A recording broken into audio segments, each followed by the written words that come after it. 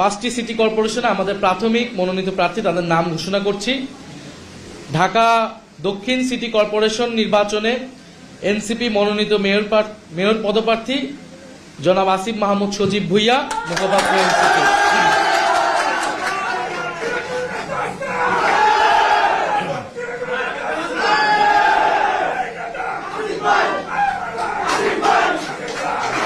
ঢাকা উত্তর city corporation নির্বাচনে NCP মনোনীত মেয়র পদপ্রার্থী জনাব আরিফুল ইসলাম আদিব, সিনিয়র যুগ্ম আহ্বায়ক এনসিপি।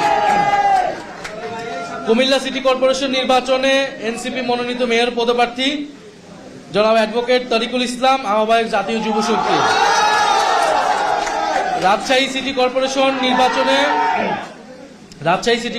নির্বাচনে এনসিপি মনোনীত মেয়র পদপ্রার্থী মোহাম্মদ মোবাশ্বের আলী, আহ্বায়ক রাজশাহী মহানগর এনসিপি।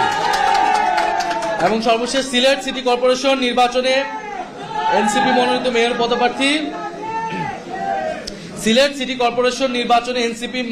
মেয়র পদপ্রার্থী অ্যাডভোকেট আব্দুর রহমান আফজাল, আহ্বায়ক সিলেট মহানগর এনসিপি।